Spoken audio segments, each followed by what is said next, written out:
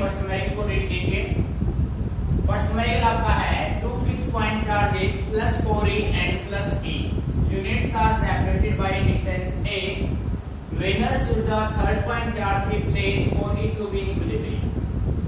बेटे न्यूमेरिकल की लैंग्वेज समझ में आ गई होगी। बेटे क्वेश्चन आपसे ये बोल रहा है कि आपके पास दो चार्जेस हैं, एक चार्ज की वैल्यू है प्लस का 4e, दूसरे चार्ज की वैल्यू है प्लस का e। दोनों चार्जेस के बीच का जो डिस्टेंस है वो आपका a है। अब इसमें कहता है कि आपके पास एक थर्ड चार्ज है, उस थर्ड चार्ज को इन दोनों के बीच में आप कहां पे प्लेस करें कि सिस्टम अपना इक्विलिब्रियम कंडीशन को मेंटेन करे। बेटे बात समझ आ रही है? ठीक है बेटे, किसी भी न्यूमेरिकल को सोल्व करने से पहले उस न्यूमेरिकल को अच्छे से रीड करना चाहिए। उसमें जो भी डाटा है आपको ऑब्जर्व कीजिए, डायग्राम है, डायग्राम रिप्रेजेंट होता है तो बहुत अच्छा है। ठीक है, देखो बेटे सॉल्यूशन फर्स्ट, देखो बेटे ध्यान से, यहाँ पे अपने पास 2 फिक्स पॉइंट चार्ज है, एक चार्ज है प्लस का 4e, दूसरा है प्लस का e। तो बेटे ऐसे हमने कंडीशन बना ली, ये दो चार्ज हो गए, ये हो गया प्लस का 4e और बेटे ये हो गया प्लस का e, दो चार्ज हो गए। इन दोनों चार्जेस के बीच का जो डिस्टेंस है बेटे वो कितना होगा, 1 होगा। मेरा क्या है भाई? अब कंडीशन ये कह रहा है, क्वेश्चन ये कहता है कि इन दोनों चार्जेस के बीच में थर्ड चार्ज आप कहां पे प्लेस करें कि ये दोनों चार्जेस इक्विलिब्रियम कंडीशन को मेंटेन करें। तो बेटे देखो हम मान लेते हैं भाई, अब आप यहां से मानो या फिर यहां से मानो वो आप पे डिपेंड करेगा। ठीक है, दोनों चार्ज प्लस के हैं, सेम चार्जेस हैं। तो बेटे मैं मान लेता हूं, ध्यान से सुनना, ये पॉइंट ए, ये point B. Let us consider the point the third charge is placed, the third charge q, the third charge q is placed at a distance x, at a distance x from a। हमने मान लिया कि a point से x distance पे अपना third charge रखा है q। ठीक है, तो बेटे ये डिस्टेंस कितना बचेगा, ये डिस्टेंस आपका बचेगा a माइनस x। बेटे डायग्राम अच्छे से क्लियर, मीनिंग समझ में आ रहा है? मेन लैंग्वेज, बस फिजिक्स में लैंग्वेज का खेल सारा, लैंग्वेज समझ के क्वेश्चन अपने आप सॉल्व हो गया। ठीक है, अब देखो यहां से मैं कह सकता हूं, यहां पे हमने मान लिया late us consider, late us consider the third charge, the third charge q is placed at a distance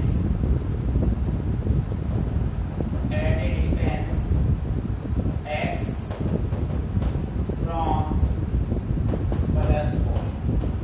बेटे हम ऐसा मान लेते हैं कि अपना जो थर्ड चार्ज है उसको हमने नाम दिया q और वो पॉइंट a से या प्लस 4 चार्ज से कितने डिस्टेंस पे रखा है, x पे, मान लिया आपने। ठीक है, अब बेटे आप इस चार्ज q पे फोर्स निकालो q2 plus 4e and q2 plus e। Meaning आ रहा है समझ में? देखो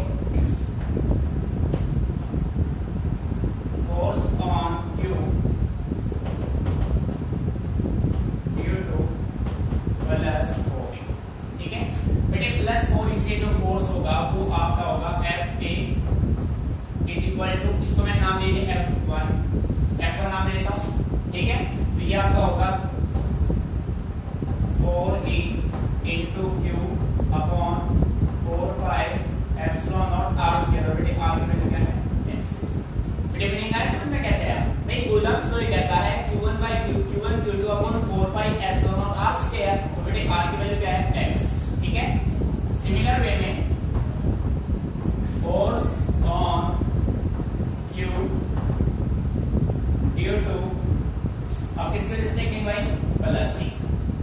ये प्लस 4 ही था, किसके वजह से, प्लस e, कहां पे, q पे। तो देखो बेटे इसको मैंने नाम दिया F2,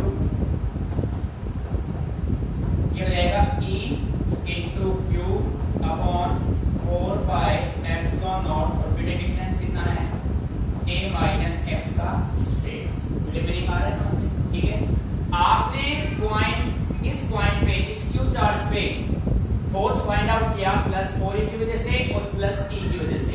ठीक है, अब देखो बेटे क्वेश्चन आपका ये कहता है जो थर्ड पॉइंट चार्ज होगा वो प्लेस होगा इक्विलिब्रियम कंडीशन में। ठीक है, कंडीशन क्या होना चाहिए, equilibrium. So we can say right here for equilibrium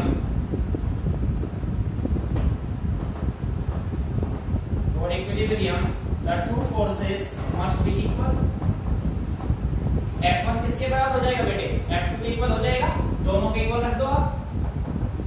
4E into Q upon 4 pi epsilon naught x square is equal to E Q upon 4 pi epsilon naught a minus x का square. ठीक है, अब देखो बेटे, Q से Q cancel हो गया, E से E कैंसिल हो गया, 4 pi epsilon naught से 4 pi epsilon naught, so we can write here बेटे अपने पास बचेगा 4 upon x square, 4 upon x square is equal to 1 upon a minus x square। ठीक है बेटे, मीनिंग आ रहा है समझ में? अब इसको यहाँ पे ले आओ, 4 into a minus x का square is equal to x square। बेटे आपने क्या किया, इसको यहाँ पे लिया, मल्टीप्लाई में हो गया, इक्वल टू हो गया, फॉर्मूले को ब्रेक कर दो, a square plus x square minus 2ax is equal to x square। अब बेटे कंप्लीट तो इसको सोल्व करेंगे आप, 4a square 4x square minus 8ax और माइनस x फिर इधर आके क्या हो जाएगा, माइनस इज इक्वल टू 0। बेटे मीनिंग आ रहा है समझ में? क्लियर यहाँ तक? अब देखो भाई बेटे, यहाँ से देखो आप 4a square एडिटिव रहा आपका, 4a square minus 3x square minus का 8ax, बेटे किसके बराबर आया, 0। भाई 4x square में से 8x square जाएगा तो अपने पास क्या बचेगा, 3x square बचेगा। अब देखो बेटे, यहाँ पे कंडीशन अपने पास ये a में है, ये x में है, ये अपने पास ax है, मीनिंग आ रहा है समझ में? ये कोई फॉर्मेशन नहीं बना, तो यहाँ पे आपको करना क्या है, इस टाइप के न्यूमेरिकल में अब यहाँ पे आप वैल्यू पुट करके देखो तो कंडीशन को आपको सेट, जो आपकी कंडीशन को क्या करे, सेटिस्फाई करे। भाई a की वैल्यू भी अपने पास अननोन है, ठीक है, और a अननोन है और x भी अननोन है, दोनों डाटा अपने पास क्या है, अननोन है। अगर यहाँ पे मैं a की वैल्यू कुछ आपको दे दूं तो इस इक्वेशन को आप इजीली सोल्व कर पाएंगे, मीनिंग आ रहा है ना समझ में? ठीक है भाई, अगर a जो a आपके पास है, a की वैल्यू अगर आपको यहाँ पे हम दे दें, ठीक है, तो ये डाटा आप इजीली सोल्व कर पाएंगे। ठीक है, एक बार इसको यहाँ तक नोट कीजिए, फिर इस इक्वेशन को सोल्व करते हैं। ठीक है बेटे, दूसरा देखो, अब यहाँ पे दो अननोन वेरिएबल हैं, यहाँ तक आपने ट्राई किया, किसी ने सोल्व कर दिया। अब देखो बेटे, यहाँ दो अननोन वेरिएबल आ गए तो आप लोगों को करना क्या है, यहाँ पे एक x हो गया, एक अपने पास a हो गया। अब यहाँ पे अगर a की वैल्यू हो तो क्वाड्रेटिक इक्वेशन बन जाएगा, इसको सोल्व करना बिल्कुल इजी होगा। अब बेटे यहाँ पे जब a की वैल्यू भी अननोन है, x की वैल्यू भी अननोन है, टू वेरिएबल अननोन है, तो आप क्या करेंगे, तो बेटे फिर आप इस स्टेप को यहीं पे ड्रॉ कर दो। ठीक है, देखो ध्यान से बेटे, समझना है ध्यान से, आपने इंप्लीमेंट किया, बात नहीं बनी ना। अगर a की वैल्यू गिवन हो तो क्वाड्रेटिक इक्वेशन हो जाएगा, तो आप उसको सोल्व कर देंगे। अब बेटे सेकंड कंडीशन, हमारे सेकंड जो कंडीशन बनाएंगे हम क्या बनाएंगे, इसको मॉडिफाई कर लेते हैं। बेटे ये स्टेप करना जरूरी था ताकि आप चेक कर पाए कि भाई न्यूमेरिकल किस वे में आपको टैकल करना है। देखो अब बेटे यहाँ पे 4 upon x square है equal to 1 by a minus x square है, तो आप ऐसा कीजिए ना, आप इसको ऐसे लिख लो, 2 का स्क्वायर, ठीक है, is equal to 1 by a minus x complete का होल स्क्वायर, और इसको बेटे ऐसे राइट कर लो, 2 upon x का होल स्क्वायर। बेटे आप इसको ऐसे राइट कर सकते हैं ना, ठीक है, तो इसका मतलब स्क्वायर से स्क्वायर दोनों कैंसिल आउट हो जाएंगे, तो बेटे यहाँ से आप इसको राइट कर सकते हैं, 2x is equal to 1 upon a minus x। अब इसको सोल्व करने के आप 2a minus 2x is equal to x। बेटे इसको इस साइड लेके जाओ, 2a is equal to 3x, और प्यारे बच्चों x की वैल्यू क्या होगी, 2a upon 3। बेटे ऐसे आप इसको सोल्व करेंगे। ठीक है भाई, जब आपके पास दो वेरिएबल अननोन है ना, उस कंडीशन में आप क्वाड्रेटिक इक्वेशन उसको नहीं बना सकते आप उसको, तो उस कंडीशन में आप क्या करेंगे, आप यहाँ पे फिर अपना थोड़ा माइंड हमने यूज किया, हमने देखा भाई इसको हम इस फॉर्म में कन्वर्ट कर सकते हैं। तो बेटे 2 upon x equal to 1 by a minus x हुआ। अब यहाँ से आपने क्रॉस मल्टीप्लाई किया तो x की वैल्यू क्या होगी, 2a by 3।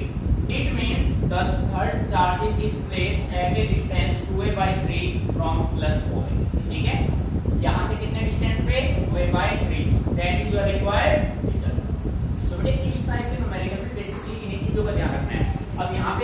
दिया आपने रुक सकती थी, तो आपने आगे ट्राई किया, उससे बात नहीं बनी, तो फिर आपने थोड़ा और माइंड यूज किया, तो इस तरीके से आप क्वेश्चन को सोल्व कर सकते हैं। बात समझ आ रही है? अगर a की वैल्यू गिवन होती तो फिर आपका वो स्टेप बिल्कुल एक्यूरेट था, क्योंकि फिर ये एक क्वाड्रेटिक इक्वेशन बन जाता जिसको सोल्व करना बिल्कुल इजी था। ठीक है, अच्छे से इसको सोल्व कीजिए। इंपॉर्टेंट टाइप है, ट्रेंड में चल रहा है, न्यूमेरिकल डेफिनेटली बनेगी इसमें। ठीक है, नोट इट डाउन केयरफुली।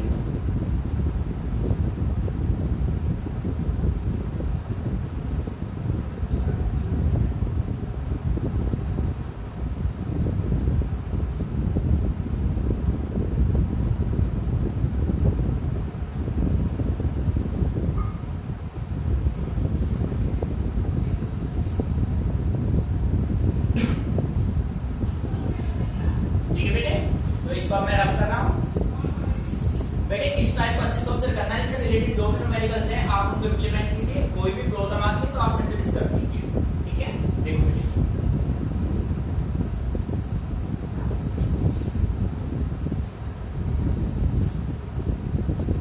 बेटे सेकंड न्यूमेरिकल को रीड कीजिए। सेकंड न्यूमेरिकल काफी इंपॉर्टेंट न्यूमेरिकल है, ये एक सिमेट्री पे बेस्ड है। ठीक है, अब यहाँ पे तो आपको हमने देखो क्वेश्चन आपने रीड किया, 4 point charges QA, QB, QC, QD are located at the corner of a sphere। बेटे ध्यान से सुनना, इस न्यूमेरिकल में, इस टाइप के न्यूमेरिकल में हम आपको स्क्वायर भी दे सकते हैं, ट्रायंगल भी दे सकते हैं, कोई पेंटागन, हेक्सागन, ऑक्टागन, हेप्टागन, मतलब कोई भी शेप दे सकते हैं आपको, और आपसे हम फाइंड आउट कराएंगे वहां पे टोटल चार्ज। ठीक है, या force, the force on the charge of 1 microcoulomb placed at the center of sphere। इसे समझ में आ गया? देखो बेटे, गिवन डाटा सेकंड का सॉल्यूशन, सेकंड गिवन डाटा। बेटे क्वेश्चन काफी इंपॉर्टेंट है, इस टाइप के क्वेश्चन आने के पूरे चांस है। ठीक है भाई, सबसे पहले हमने एक स्क्वायर बनाना है। बेटे ध्यान से समझना है इसको।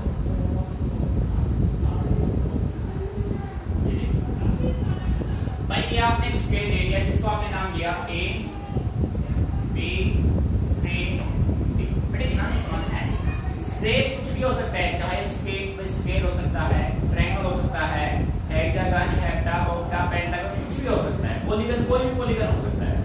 सभी में एक ही टाइप लगेगा आपका, एक ही पैटर्न है पूरा ये, चाहे पोटेंशियल पूछे, एनर्जी पूछे, फोर्स पूछे, इजीली आप उसको फाइंड आउट कर सकते हैं। देखो बेटे, ये है इसका डायगोनल,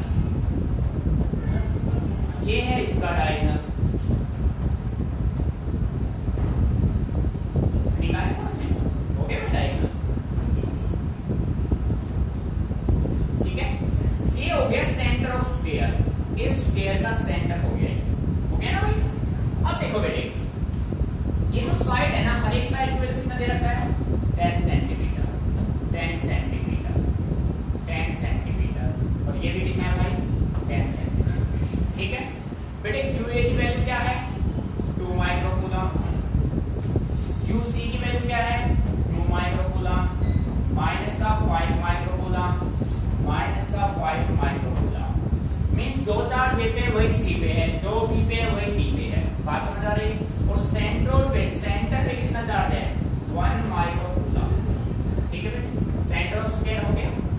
अब अच्छे से समझिए आप, कोई भी जो स्क्वायर है, बेटे ध्यान से सुनना, कोई भी जो स्क्वायर है वो किससे मिलकर बना होता है, एक स्क्वायर दो ट्रायंगल से मिलकर बना होता है। जब आप 2 राइट एंगल ट्रायंगल को कंबाइन कर देंगे, ऐड कर देंगे, तो उनसे फॉर्म होगा एक स्क्वायर। बेटे आप देखो, मैं यहां से इसी साइड, आप देखो इसको मैंने नाम दे दिया, चलो ओ नाम दे देता हूं, सेंटर को OA, OB, OC, OD, सभी साइड्स इक्वल हैं। बात समझ आ रही है? तो देखो, from figure OA is equal to OB is equal to OC is equal to OD। बेटे सभी साइड इक्वल है ना, ये साइड है 10, ये साइड है 10, तो हाइपोटेन्यूज निकल जाएगा। हाइपोटेन्यूज मतलब AC अपना आ जाएगा, और इन सब की वैल्यू किसके बराबर है, AC अपॉन 2 कह सकता हूं।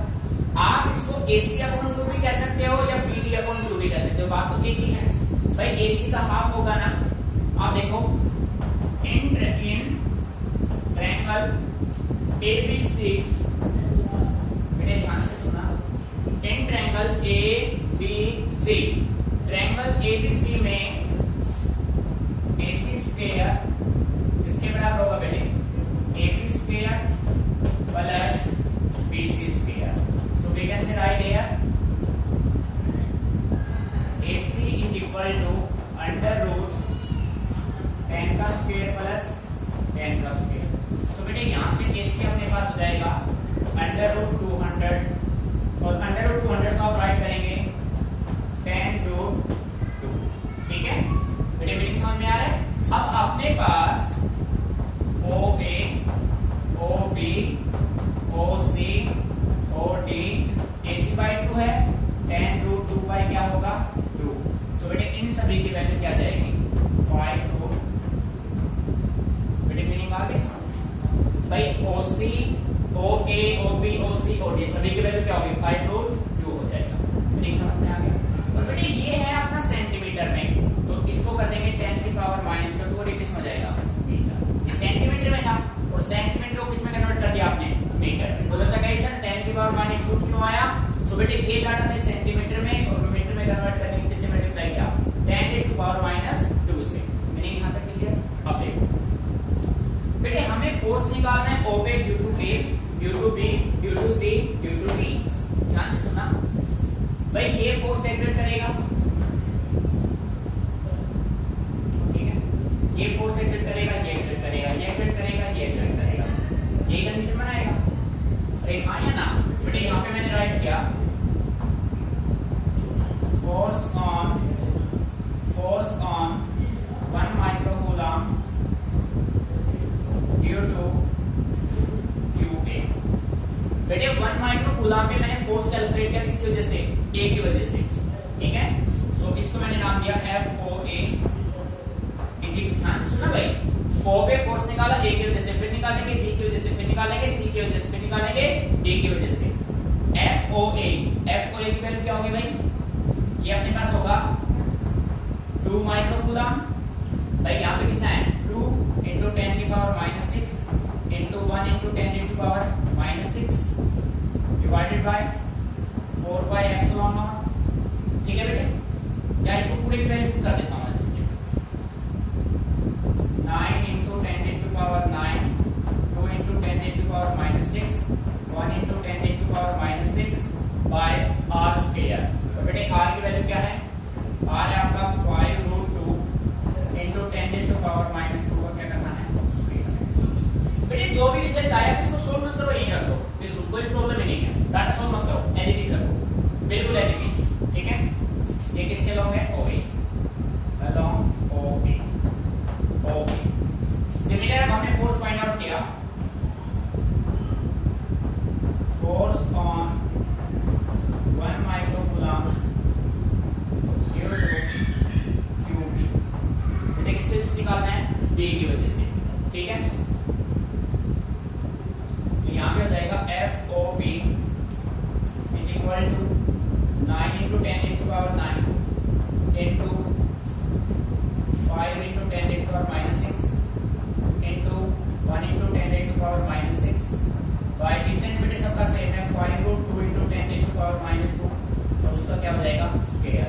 ये किसके लॉन्ग आया भाई along O।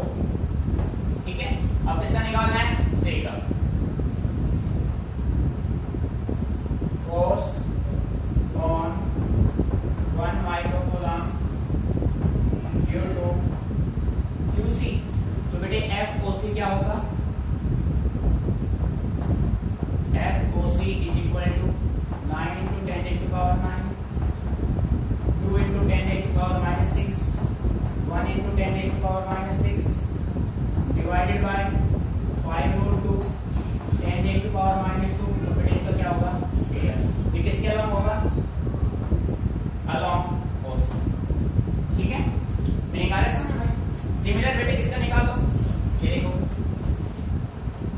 Force on 1 microcoulomb due to किसके वजह से भाई माइनस का 5 माइनस। ठीक है, बात समझ में आ रही है भाई। ड्यू टू QC, यहाँ पे QT लिखो भाई, QT। तो D पे डाल देखो बेटे यहाँ पे अपने पास कंडीशन क्या होगा, F40 is equal to 9 into 10 raised to power 9, 1 into 10 raised to power minus 6, और ये रहेगा 5 into 10 raised to power minus 6, 1 into 10 raised to power minus 6 by 5 root 2 10 raised to power minus 2, और कंप्लीट का क्या होगा, whole square. बेटे आपने FA, FOA, OB, OC, OD सभी फाइंड आउट आप कर चुके हैं। अब आप ये देखो इन सभी में एक चीज कॉमन आ रही है, भाई A और C का रिजल्ट सेम है, B और D का रिजल्ट सेम है, बात समझ में आ रही है ना, मेरी अच्छे से क्लियर। और दोनों के डायरेक्शन अपोजिट है, A और C के डायरेक्शन अपोजिट है, B और D के डायरेक्शन अपोजिट है, तो मैं यहां पे राइट कर देता हूं we see that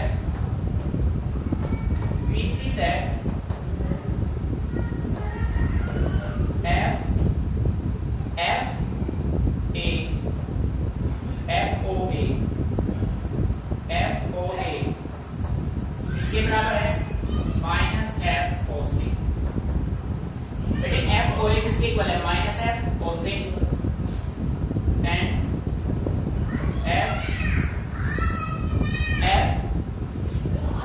FOB equal minus F किसके बराबर होगा भाई, 40। ठीक है, सभी का सम FOA plus FOB plus FOC plus FOD, और सभी बेटे किसके बराबर होगा, 0। भाई ये दोनों कैंसिल आउट हो जाएंगे, ये दोनों कैंसिल आउट हो जाएंगे, तो नेट फोर्स आपको क्या मिलेगा, 0 मिलेगा। बेटे इस टाइप के स्प्रेड में करना क्या है, सबसे पहले आप डिस्टेंस फाइंड आउट करेंगे, कैलकुलेशन आपको करना है यहाँ पे। ठीक है, तो सेंटर पे अगर फोर्स पूछा जाए तो सेंटर पे फोर्स हमेशा क्या आएगा, 0, क्योंकि इन दोनों का इफेक्ट सेम होगा, इन दोनों का इफेक्ट सेम होगा, डायरेक्शन अपोजिट है, तो क्या हो जाएंगे आपस में, कैंसिल आउट हो जाएंगे। मीनिंग समझ में आ रहा है, नोट इट डाउन केयरफुली। तो बेटे ये ध्यान रखना है, इंपॉर्टेंट टाइप है, एक तो सिनेरियो मैं आपको दे रहा हूं इसी के बेस पे। ठीक है, जब आप इनका सबका सम करेंगे तो रिजल्ट आपका क्या आएगा, 0, नेट फोर्स आएगा आपका 0।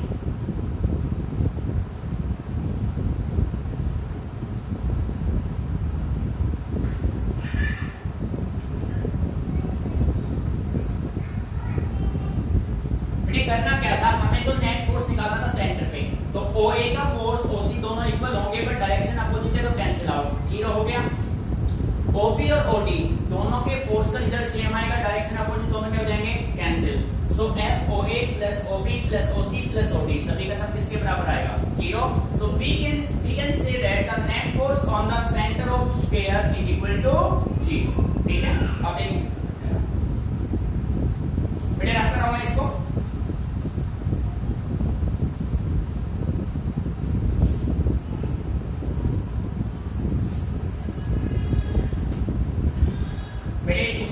यहाँ पे आपको मान लीजिए आपको ये शेप दे दिया गया, ये आपको एक पेंटागन दे दिया गया,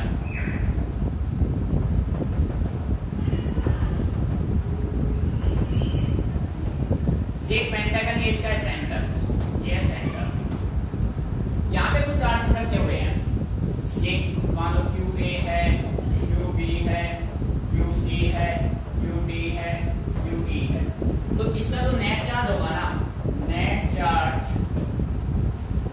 eight centre, sorry net force at centre is equal to 0। आपके पास कोई भी शेप हो, चाहे ट्रायंगल हो, रेक्टेंगल हो, मतलब ट्रायंगल हो, स्क्वायर हो, पेंटागन, हेक्सागन, ऑक्टागन, कुछ भी हो, फिर इसका नेट फोर्स सिमेट्रिक क्या आएगा, 0 आएगा। ठीक है, आप उसको फाइंड आउट करके दिखा सकते हैं। आप देखो भाई, क्वेश्चन थर्ड को अच्छे से रीड कीजिए, अच्छा क्वेश्चन है, रीड कीजिए इसको अच्छे से थर्ड को।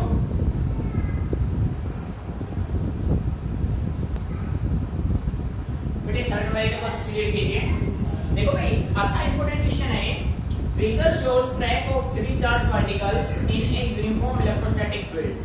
Give the sign of the 3 charges. आपके पास 3 चार्ज हैं, 1 2 3, इनके साइन हमें दे दे, किस पे पॉजिटिव चार्ज है, किस पे नेगेटिव, किस पे न्यूट्रल है। ठीक है, give the sign of the 3 charges which particle has the highest charge to mass ratio.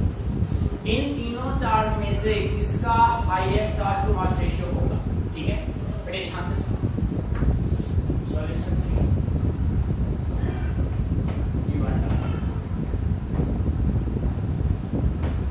बेटे आपको फाइंड आउट करना है चार्ज टू मास रेशियो। अब मेरी बात ध्यान से सुनना बिल्कुल केयरफुली। ये डायग्राम मैंने यहां ड्रॉ कर दिया।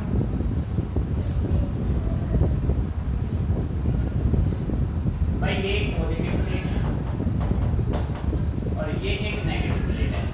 ठीक है, एक ये हो गया, एक ये हो गया और भाई एक ये हो गया। ठीक है, ये पार्टिकल फर्स्ट हो गया, ये पार्टिकल सेकंड हो गया, ये पार्टिकल थर्ड हो गया। बट यार नहीं समझ में। ठीक है, ठीक है, A B C.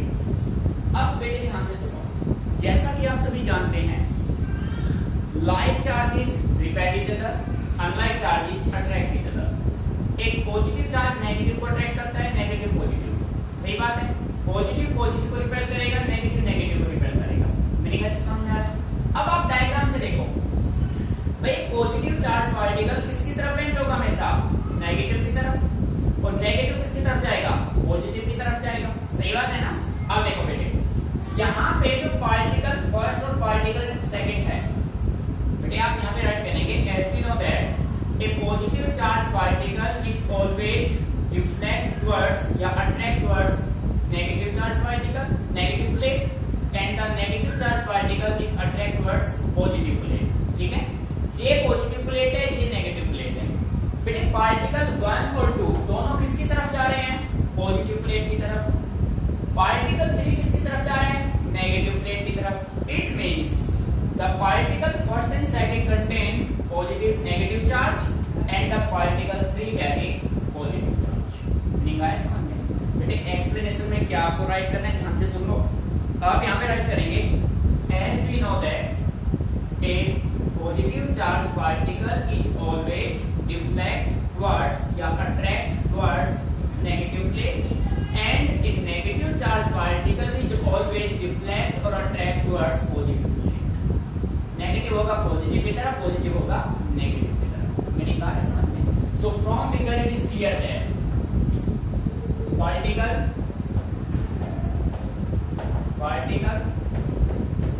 first and second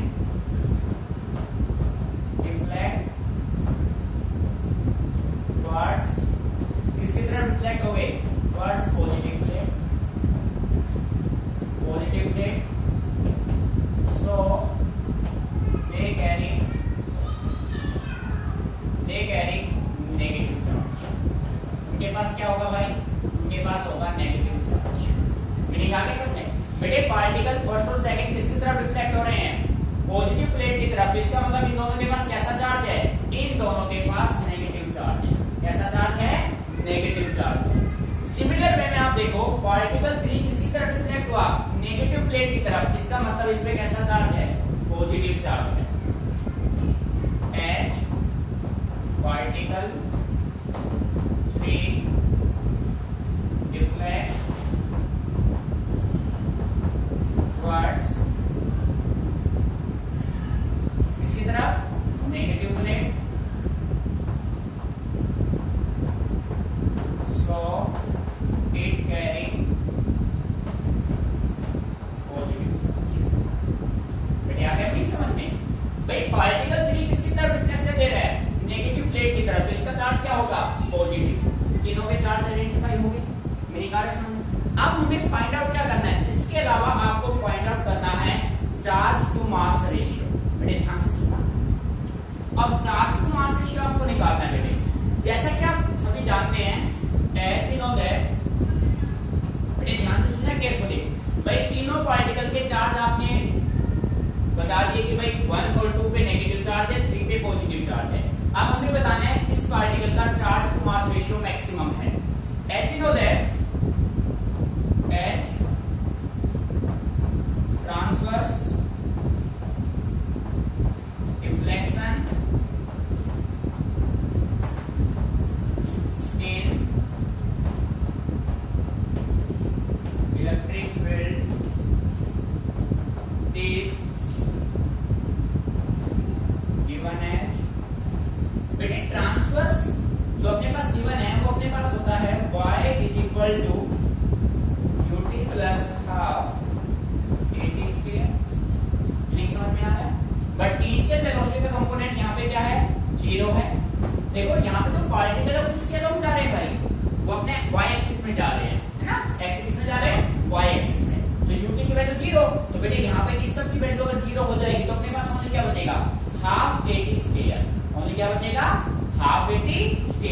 so we can say right here, इसको आप सीधा क्या लिख सकते हो, डायरेक्टली आप लिख सकते हो इसको हाफ एटी स्क्वायर।